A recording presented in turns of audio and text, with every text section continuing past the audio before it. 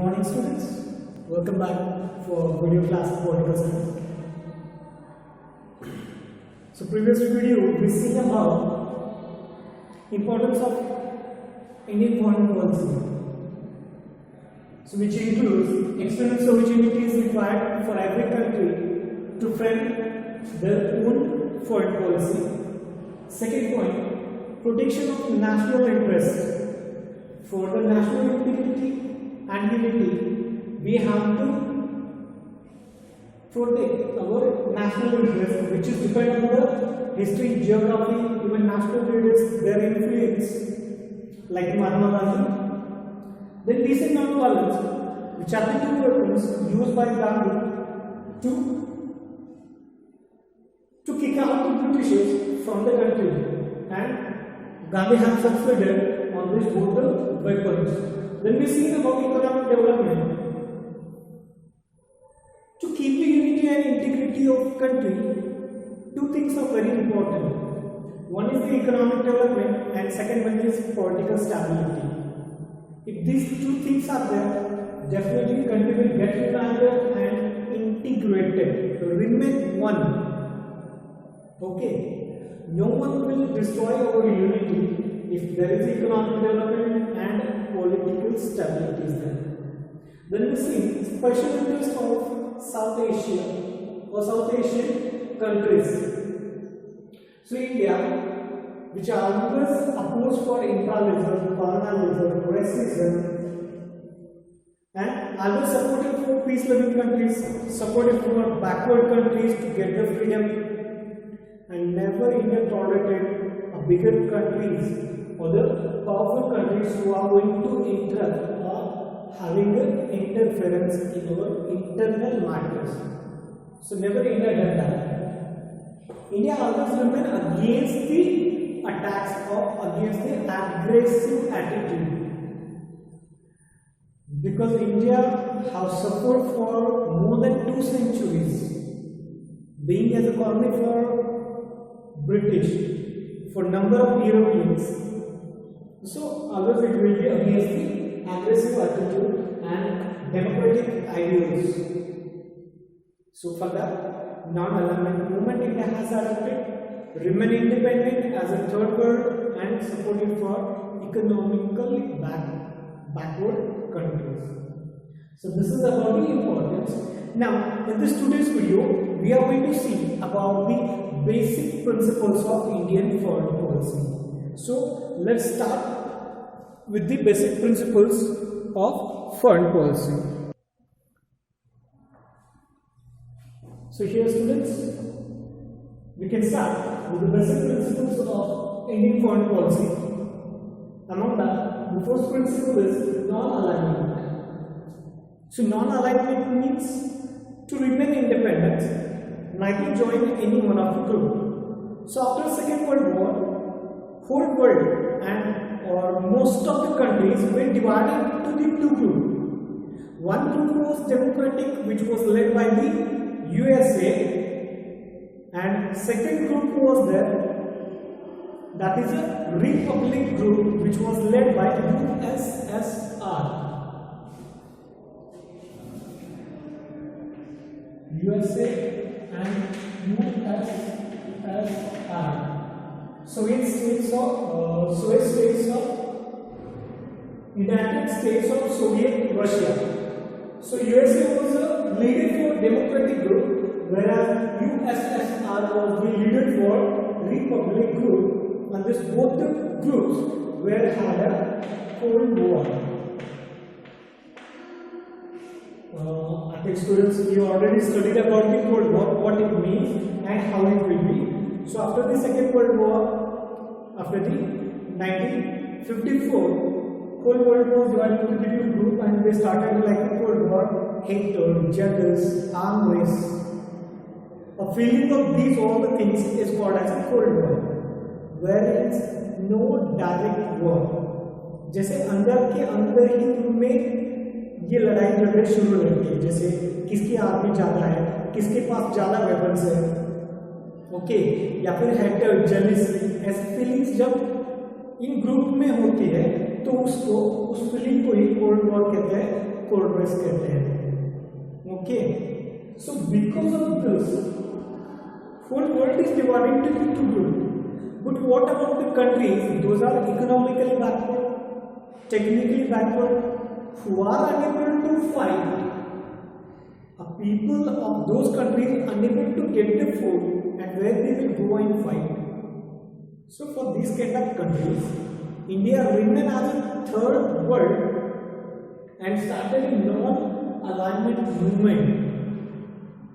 Neither India joined for USA Democratic Group, nor it joined the USSR's Republic Group. It remained independent, remained as a third world, and supported for all countries who are economically backward, who are facing the problem of imperialism, colonialism. जैसे कहते हैं कि जिसका कोई नहीं रहता उसका भगवान होता है, बिल्कुल उसी प्रकार जिन देशों जो देश पिछड़ रहे हैं, अनेक से समस्याओं का सामना कर रहे हैं, तो ऐसे देशों को एकजुट बना के भारत उन सबका लीडर बना, उन सारे देशों को एकजुट किया. So there will be only 25 countries which have become the member of this non-alignment movement, and founder members are here. Founder leaders. Among that, the main leader was Nehru, Jawaharlal Nehru, as a Prime Minister of India. Then later on, General Sukarno, he was the President of Indonesia. He also became the main founder for the non-alignment. Then Joseph Broz Tito, President of Yugoslavia. Then Gamal Abdel Nasser, who was the leader of Egypt. So these are all people, leaders who came together and established non-alignment movement. In our early days, at the time of establishment, there were only 25 members. At present, 128 member nations. 25 members at establishment.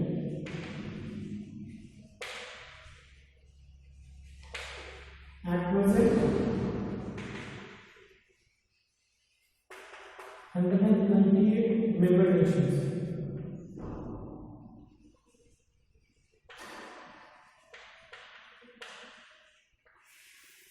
So this is the richness or the greatness of our Indian foreign policy, that we have chosen non-alignment in our foreign policy, which has been adopted by 128 nations up to here.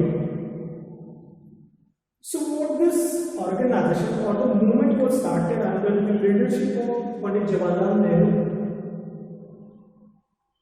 It was spread to the whole world, and this 128 members have became a part of this organization, this movement at present. Its first summit was held in the Belgrade, which is there in the Yugoslavia, and it was held, the first meeting of this non-alignment was in the year of 1968, where the 25 members were there. Along with this, all the leaders.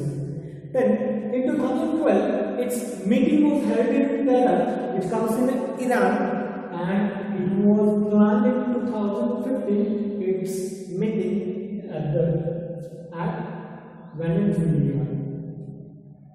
Venezuela. So, at this place, meeting was planned for 2015. So, this is the first point about the non-alignment movement. Once again, keep in mind, non-alignment means neither join any power group, neither for this USS Democratic Group nor for USSR's Republic Group. Remain independent and giving importance for economical development and opposing for imperialism, colonialism. Okay, so this is the first one. Second one is opposition to imperialism and colonialism. That is a great A very important one. India, which was a colony for the British near about 200 years, more than 2 centuries, India was a victim of British. So we Indians, we come to know about this imperialism and colonialism, which have suffered for more than 2 centuries. So always after independence, India remained against this imperialism, and our support for the countries, those are going to be suffered by imperialism and colonialism. Now, what exactly imperialism and colonialism means? So here, one of the country will have control on you, and whatever import and export, whatever you are going to do, it should be done compulsorily with the same country who made your country as a colony. Okay, so for that purpose, India always goes against, because that country will not get any kind of freedom. No political freedom, no social, economical, nothing freedom you will get. And whatever they will assign you, that everything you have to follow. Their orders you have to follow. So always India went against with that, which has been suffered for 200 years under the imperialism and colonialism of Europeans. It may be British, Dutch, Portuguese, French also. Not only the British have ruled, French, Dutch, Portuguese also have ruled Indian parts. So for that, it always goes against. So best example, what we can give, India supported for East Timor.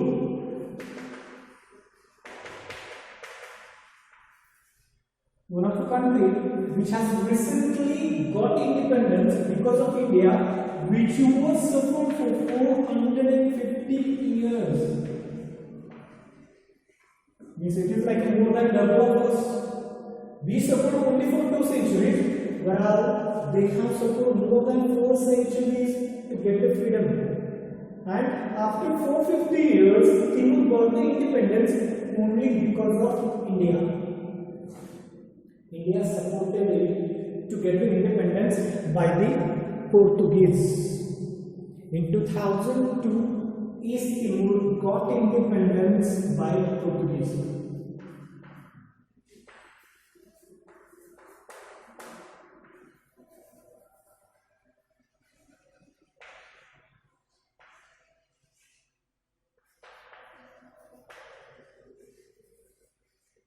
And the steps have been taken or support was given to this East Timor by India. So you will come to know what is the importance of freedom. When you get free after the 4 to 5 centuries later. That's why India always support for that. Okay, and after getting independence, the first person who have become president of this country, that is Shanena Guzman.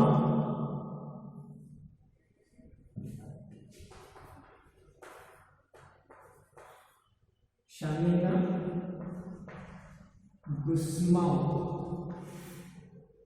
first president of independent East Timor.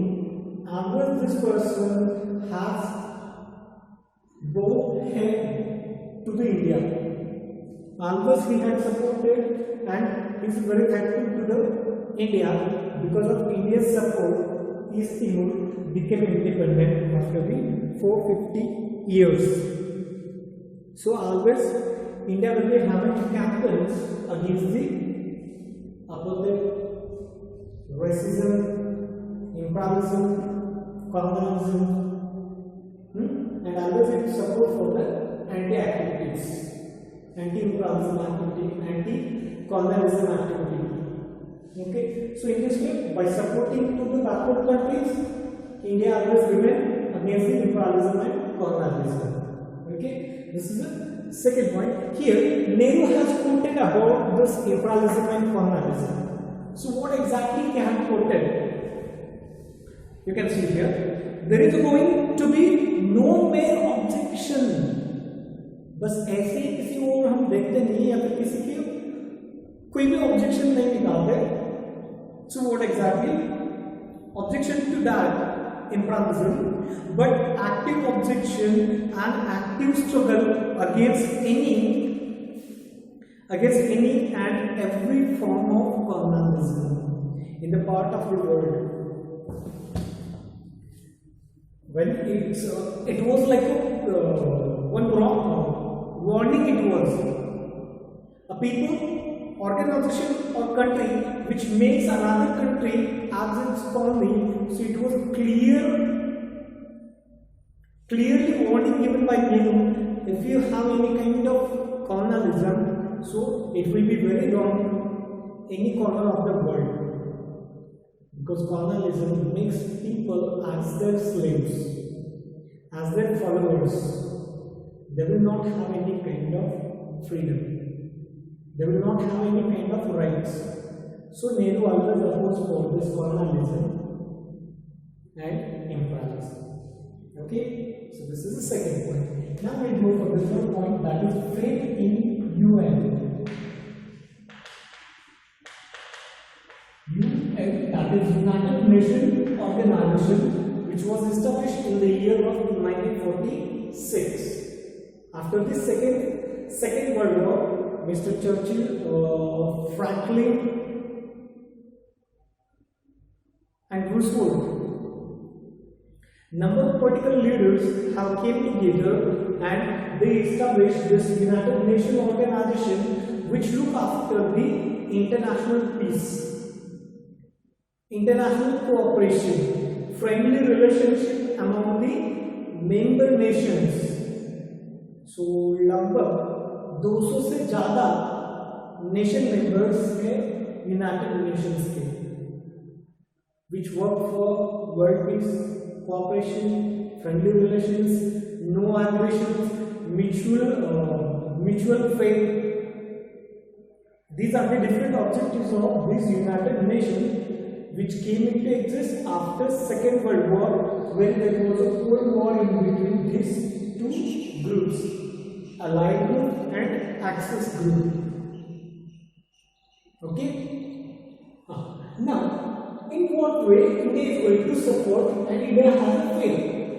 India believes in objectives and principles adopted by the United Nations Organization, and being a member of United Nations Organization, India playing its important role. So India always support for UNICEF, UNESCO,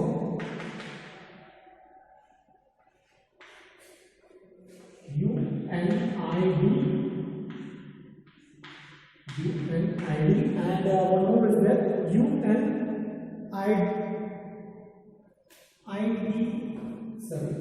IDO and UNDP.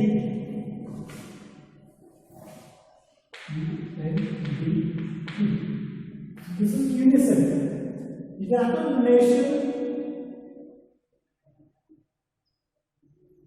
International Children's Emergency Fund. International Children's Emergency Fund. This UNICEF, UNESCO, United Nations Educational, Social and Cultural Organization, UNID, United Nations Industrial Development Organization, and UNDP, United Nations Development Program. Not only these organs or organizations of UN, along with this, WHO, World Health Organization, World Trade Organization, FAO, that Food and Agricultural Organization, and other organizations are there, which all are going to get support by India. That is the biggest achievement of India, that we are going to support each and every work which has been done by this United Nations Organization. Even India's support for international peace, to maintain international peace.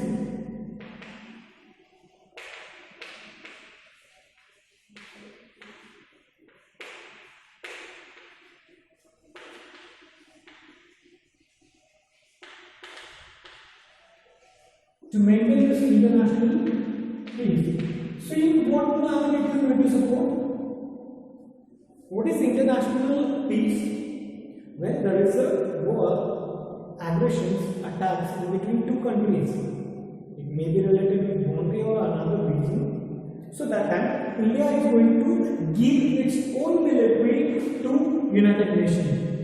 India will send its peace forces. Then what are the international problems? So the quarrels in between number of countries, that is Cambodia, Somalia, Mozambique, Ethiopia and Rwanda. So these nations always fight with each other and it creates international issues. Even in India and Pakistan we are facing problem for this Pak-occupied Kashmir POK. So that is the Indian issue. But still we are going to fight as like a direct wars for that territory problem. But always India will send its peacekeeping forces to support international peace. And India always supporting for this its whatever the aims and objectives of United Nations organization. India always supported.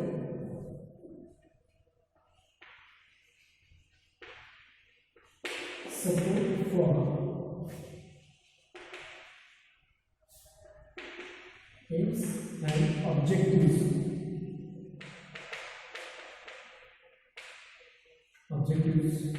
of UN. That is very important. What are the aims and objectives of United Nations? For each and every aim and objective, India has supported. Further, you can see that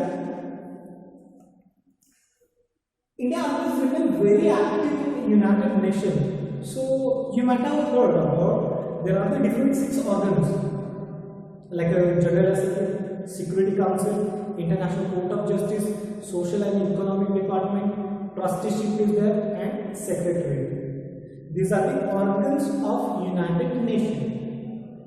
So you have studied might be about the Security Council, where the 5 permanent members of the Security Council. That is France, China, Britain, Russia and USA.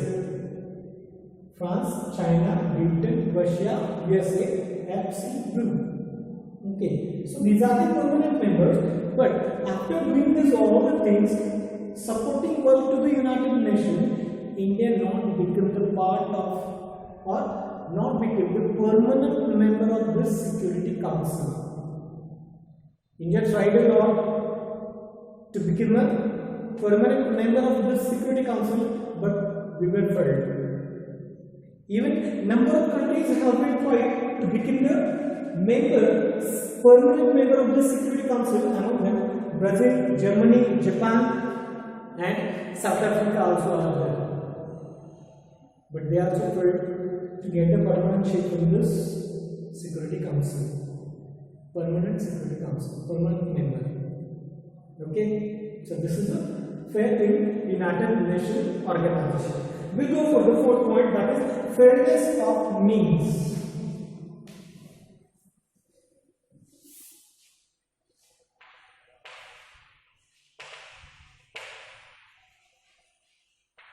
Fairness of means.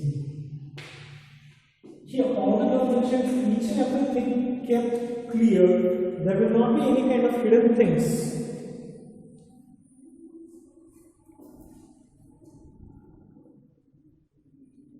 India always tried to solve the disputes with a peaceful manner, with a non-violence way. Always it was example for the whole world.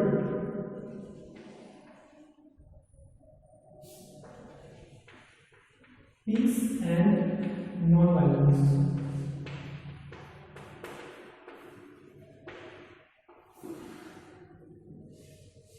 These 2 things always India has used because India has completely influenced by Gandhi.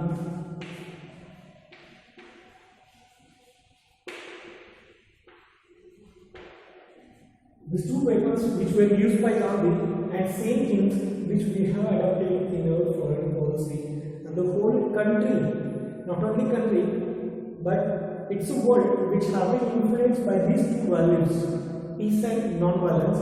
These both have been adopted in United Nations also. International peace. So the Gandhi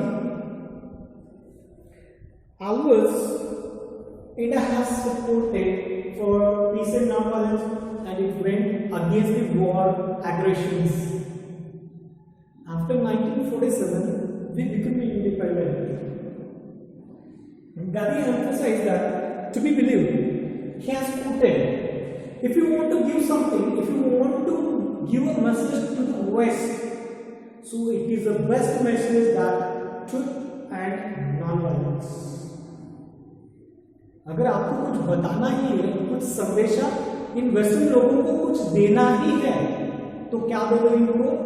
truth and non violence. Truth and non violence, शांति, अहिंसा, सत्य, यही चीजें हम इन पाश्चिमात्य देशों को, European countries को दे सकते हैं. It was clearly coated by the Mahatma Gandhi in one of the conference which was held in New Delhi in the year 2nd April 1947. Because India always believed in the peace, non-violence, truth, and Gandhi, who is known as the father of our country, because of these values, we got an independence. Yeah, some people have gone against with these, but then also India became independent because of Gandhi, by his two principles, peace, non-violence, even truth also. So we see that, we find that these are all the points in Indian foreign policy. Okay, so these are the few points, and it's enough for today's video. In next videos, we'll see about how India goes against the apartheid policy, how we have adopted Puc-2 principles, what is our contribution in the Commonwealth, how India against the imperialism, colonialism, even against armed race. These are all the points we'll see in the next videos. So thank you for today's video being up to the end. Have a good day.